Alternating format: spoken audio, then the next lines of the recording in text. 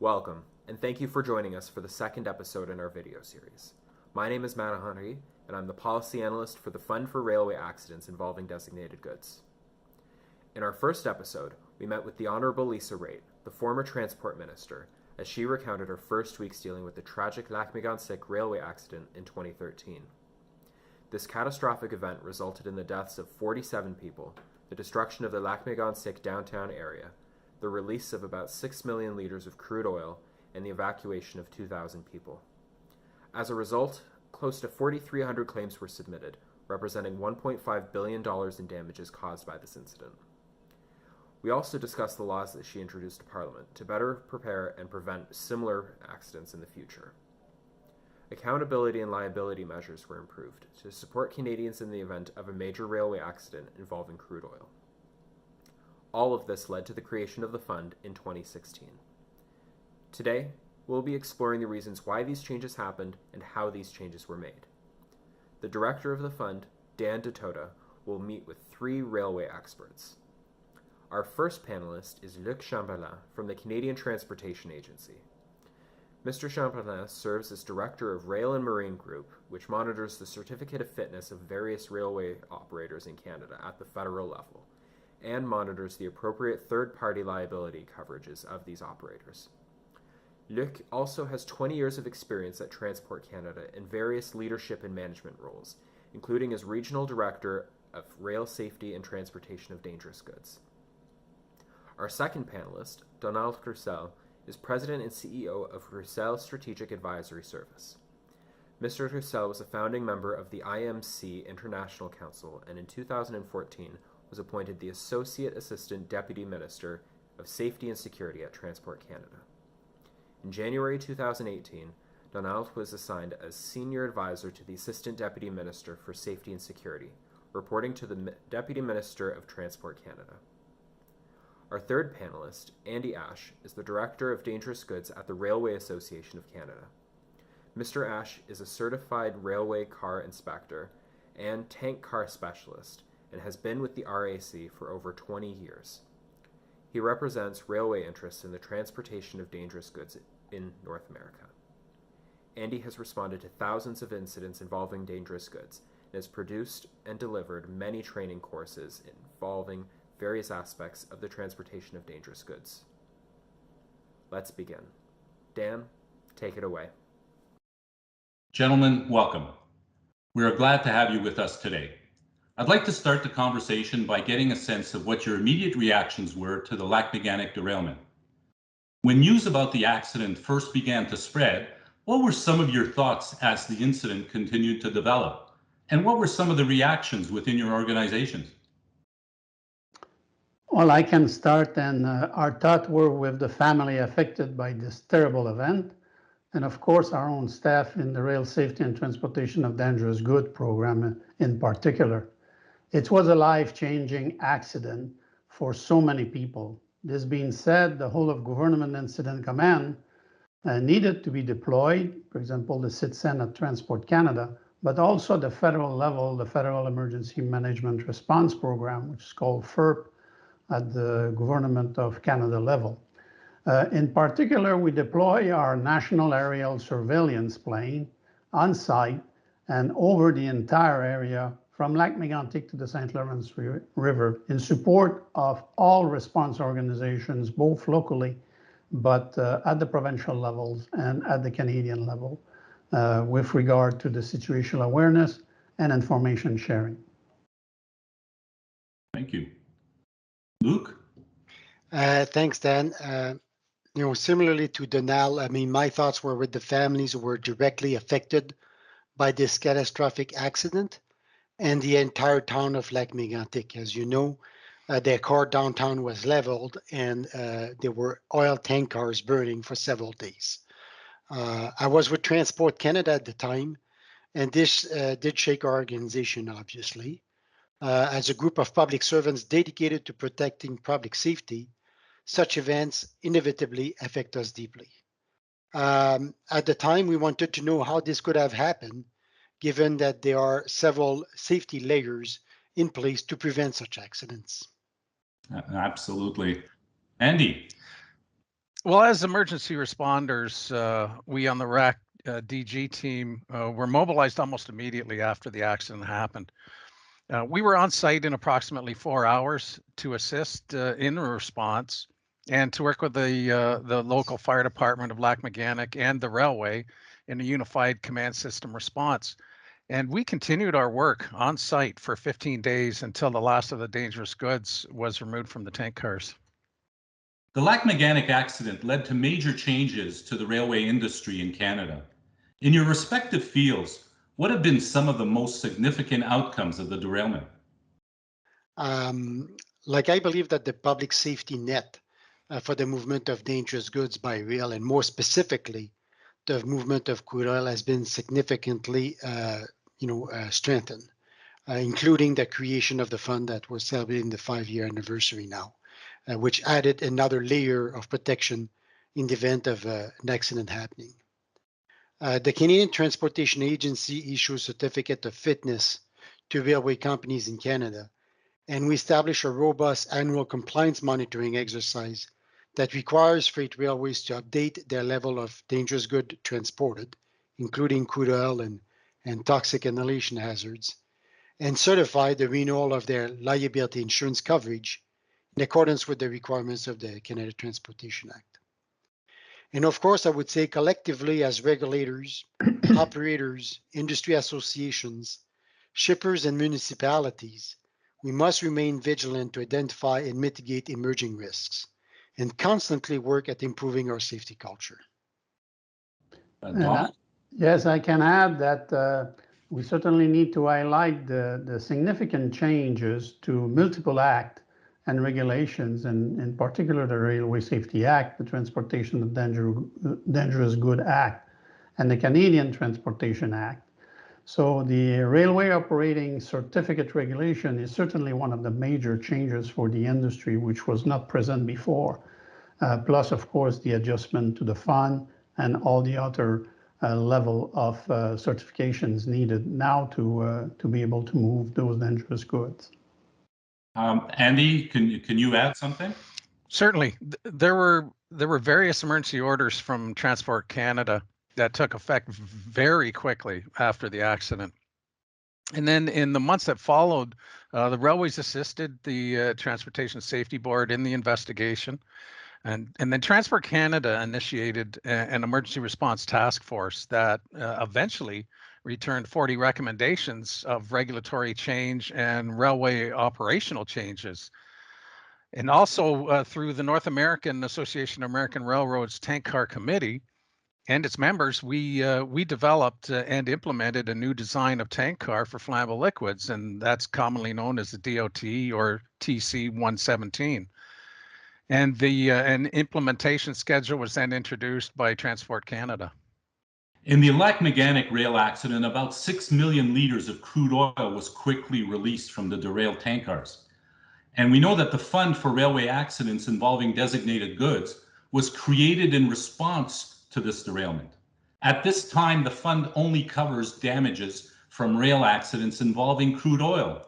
So Andy, can you tell us more about the characteristics of crude oil and what safety concerns must be considered when transporting it? Well, crude oil has traditionally been thought of as a thick, black, oily substance, where in fact it can assume many different characteristics from the oil fields to transport to delivery at the destination. You know, crude can be dark color to light bluish viscous substance that can emit flammable vapors. Sour crude is a heavy substance like bunker oil or diesel, and light sweet crude may contain a bitumen that can contain butane or propane gases, and also can emit toxic vapors such as H2S, hydrogen sulfide. Also, a diluent would be added to make the product thinner and easier to load or offload. Let's now move on to the certificate of fitness and liability insurance that was mentioned just earlier. Before transporting dangerous goods within Canada, railway companies must obtain a certificate of fitness. Luke, could you explain the purpose of this certificate? If a person wants to construct or operate a freight or passenger railway under federal jurisdiction, they must apply to the Canadian Transportation Agency for a certificate of fitness. This is an obligation. Before issuing a certificate of fitness, we must be satisfied that rail freight carriers have the required volume-based liability insurance coverage. There are also insurance requirements that must be met for passenger rail services and for the construction of a railway. So you mentioned liability insurance. Can you tell us what this means? Yes, generally speaking, according to Section 92 of the Canada Transportation Act, rail liability insurance must cover third-party bodily injury or death, third-party property damage, and risks associated with a leak, pollution, or contamination. But more specifically for railway accidents involving designated goods, essentially crude oil at this stage, the coverage is more extensive and includes losses, damages, costs, and expenses related to the accident for any person, including the Crown or a province. It includes also the loss of non-use value relating to a public resource, example, drinking water. Andy, in a minute, we are going to discuss the insurance needed based on volumes of dangerous goods transported. The acronym TIH was used. Can you tell us what this means? Certainly. TIH means toxic inhalation hazard, which is an industrial health and safety warning, and it's also a regulatory description requirement. As I mentioned before, in the case of crude oil, this description would apply to crude with when there's a presence of hydrogen sulfide. So, Luke, you mentioned that in order to apply for this certificate of fitness, railway companies need to be covered at all times by an insurance for a certain amount. Can you tell us how this amount is determined? Yes, so we'll refer to Schedule 4 of the Canada Transportation Act, and I believe we can show the table here, which came into effect in 2016 and has 4 levels of minimum liability insurance coverage based on the type and volume of dangerous goods. So I'll start with the highest level, level 4. So if you have more than 50,000 tons of toxic inhalation hazards on a yearly basis, or more than 1.5 million tons of crude oil, you need to have a minimum of $1 billion of liability insurance per occurrence. Now, if you have less than that, like let's say between 4,000 tons of TIH and 50,000 tons, or between 100,000 tons of crude oil and 1.5 million tons, then your minimum liability insurance coverage is $250 million per occurrence. That's level 3. At level 2, with $100 million of liability insurance per occurrence, that applies if you have less than 4,000 tons of TIH, or less than 100,000 tons of crude oil, or more than 40,000 tons of other dangerous goods. At level 1 is if you have less than all the other levels. And currently, there are no railway operators at level 1 with only $25 million of liability insurance per occurrence. And we're talking about freight railways here. CN&CP, just for your information, do carry very high volume of dangerous good and crude oil, and they are at the $1 billion per occurrence liability coverage. Okay, so I'd like to highlight what was just said here, so that the insurance levels are based on volumes of crude oil transported yearly and vary between 100 million and $1 billion when designated goods are involved. Do you think this is enough coverage? I do, Dan, and the reason why I do is I think that with the establishment and availability of the compensation fund, if the liability is in excess to the minimum in Schedule 4, depending if you're at 100 million, 250 million, or 1 billion, then the fund does cover that excess liability. So on that premise, yes, I think the current regime is sufficient. So let's go back in time to shortly after the Lac-Méganic accident. Transport Canada has written that the Montreal, Maine and Atlantic Railway, the company involved in the derailment at Lac-Méganic, have highlighted weaknesses in the liability and compensation regime, particularly as it relates to insurance coverage. Donald, can you tell us what these weaknesses were? Yes, certainly. When the industry start moving crude oil in train unit, so complete train instead of car part of a convoy, And in the case of Lac-Mégantic, I think it was around 70 cars. The business model got a lot closer to what the maritime sectors have been witnesses for decades. So the sectors has been involved for decades with the large volumes and a large multiple facet of liability, both coverage at the domestic level in Canada with the Maritime Liability Fund, but also with the International Fund. So a review of the liability model became relevant following the Mégantic incident, and it was well explained by Luc on how that model has evolved from about $25 million for the Lac-Mégantic company who was operating to now today $1 billion. Okay, so I'd like to turn back to Luc. And Luc, what measures were changed at the CTA as a result of the Lac-Mégantic? And could you describe this transition? Thanks, Dan. Based on industry and public consultation, it was clear that we needed to adjust our compliance monitoring approach with the industry and our model to determine the level of liability insurance coverage. As illustrated in Schedule 4 of the Act that I explained a little bit earlier, and that came into effect in 2016, there are 4 levels of liability insurance, depending on the volume of dangerous good and crude oil. We have also implemented an annual verification cycle whereby each railway needs to confirm that they are in compliance with the requirements of the Act, disclose any changes to their operations or liability insurance, provide the insurance policy numbers as renewed with the insurer, and confirm the level of self-insurance. They also provide us with an updated annual volume of dangerous goods transported, which we verify against the 4 tiers of the Schedule 4. The railway industry have adapted well to this new regime, and our annual compliance monitoring is running smoothly as they're familiar with our expectations, and we act proactively to remind them of their annual submissions with us, usually about 1 month prior to the deadline. There were some challenges at the beginning for the railway industry and the insurance marketplace to adjust to the 4-level system of liability insurance coverage and our annual oversight cycle. That being said, these challenges have been addressed, and the annual certificate of insurance and certificate of compliance submitted by the railway companies confirm that the requirements of the acts are met. There's one further element I would like to add, Dan, if you allow me to. Certainly.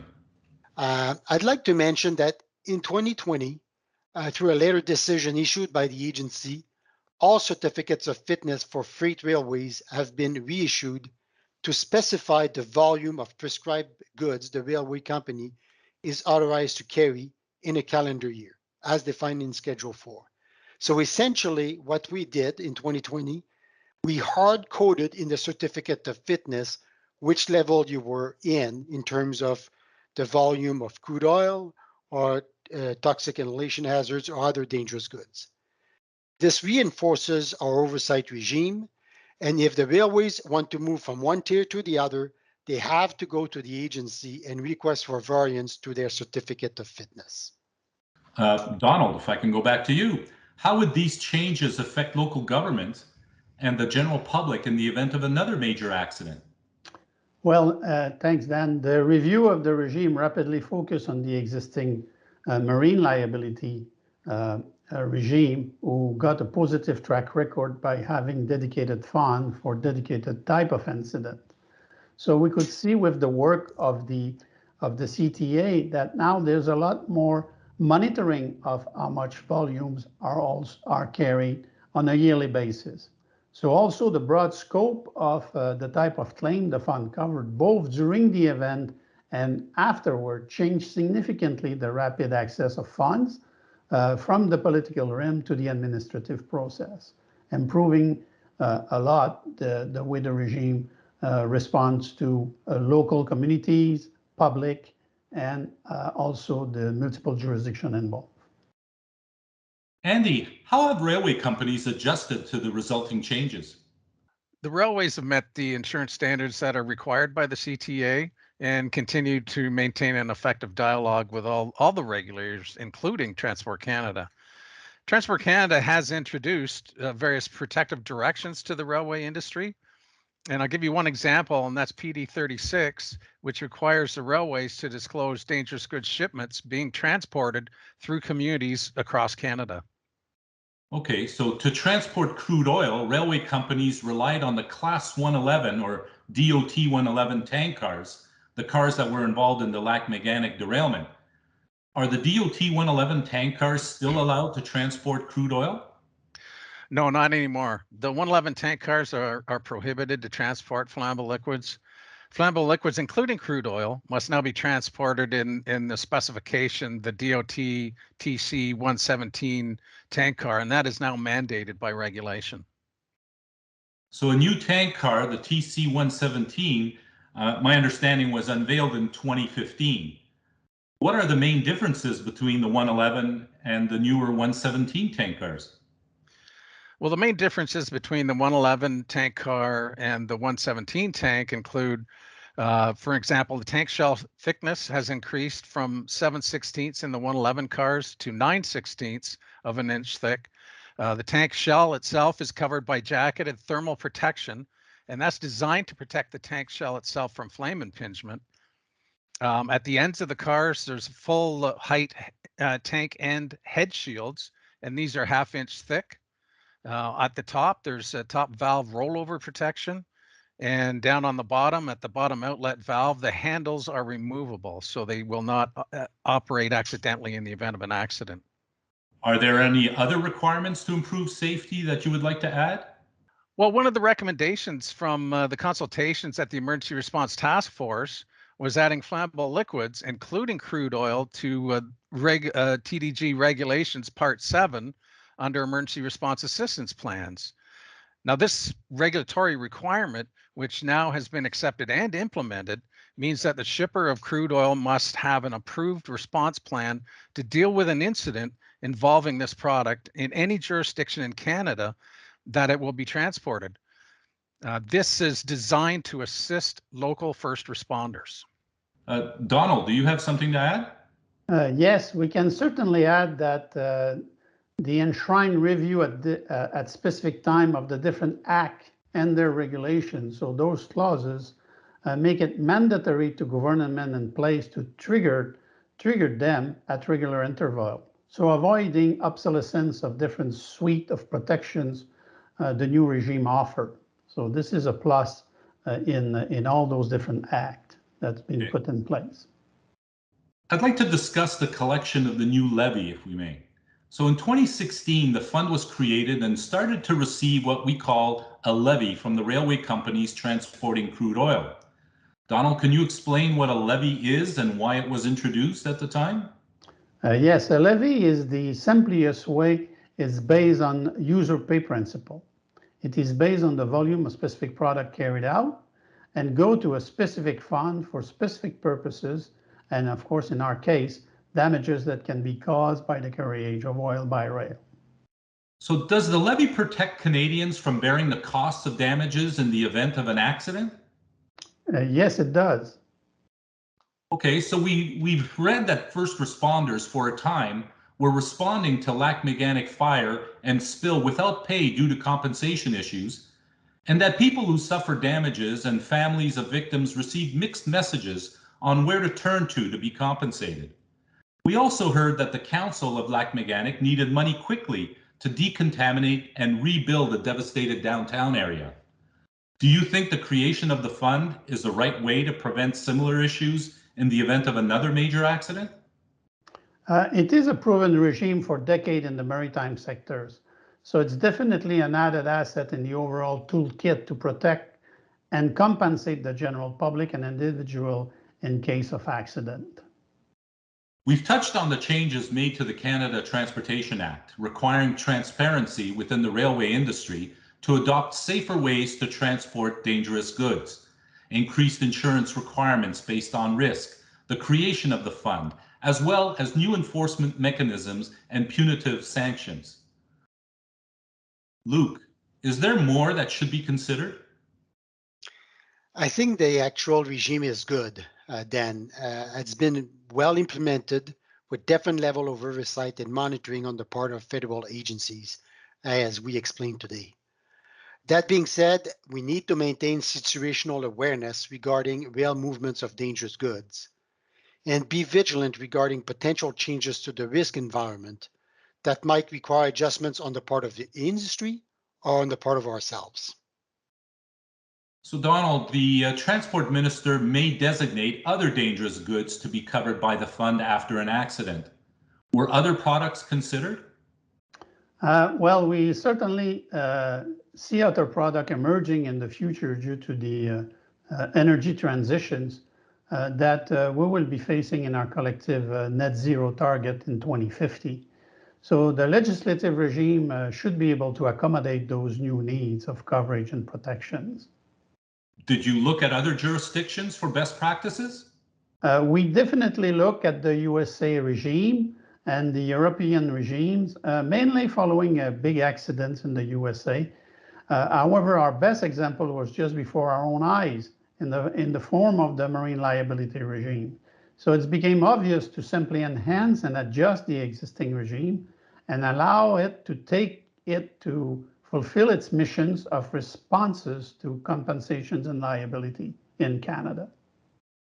In the event of a major accident, the fund could compensate for loss of non-use value related to a public resource, as well as loss of hunting, fishing, and gathering opportunities by Indigenous persons.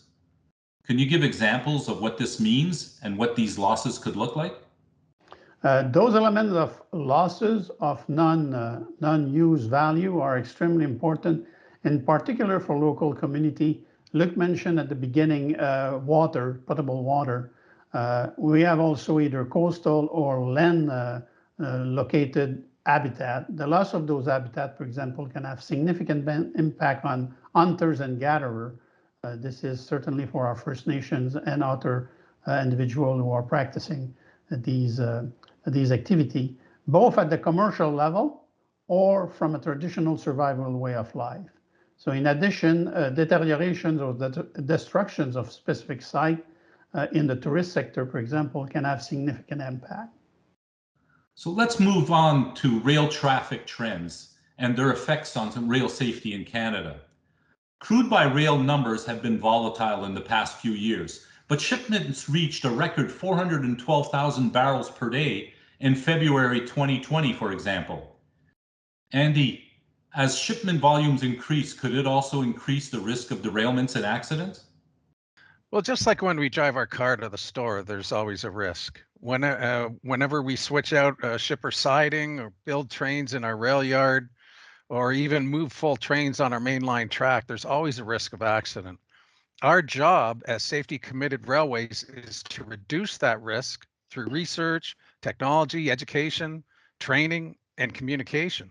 We never stop and say mission accomplished. We're relentless in striving to ensure our rail companies are safe. And in fact, 99.9% of all dangerous goods shipments arrive at destination incident free. Luc, are there other dangerous goods trends you and your organization have been monitoring? Dan, as part of the annual certificate of compliance to be filled by all federal regulated railways, we monitor the volume of toxic inhalation hazards, crude oil, and other dangerous goods. Those are the three categories that we systematically monitor, and it's in alignment with the Schedule 4 of the Canada Transportation Act. Andy, what other improvements is the rail industry implementing to enhance safety in the movement of dangerous goods? Well, the railway industry is driven to ensure the care and maintenance of our equipment. We make sure that our track structure integrity is always maintained throughout the year. We inspect performance and train our employees, contractors, and shippers to ensure all human factors are taken into account when dealing with operational safety. And as I mentioned before, this practice is ongoing. So, gentlemen, thank you very much. But before we end our session, are there any last words? Thank you again for the fund, for this great opportunity to go back in time. Our thought always continue to be with the family and the people who have been affected by this very, very special accident. And we hope that our continuous effort will bring fruitions and take us to close to net zero on accident. Well, thank you, everyone. Thank you for your participation and for joining us today. We really appreciate your input. Thank you. Thank you. Thank you.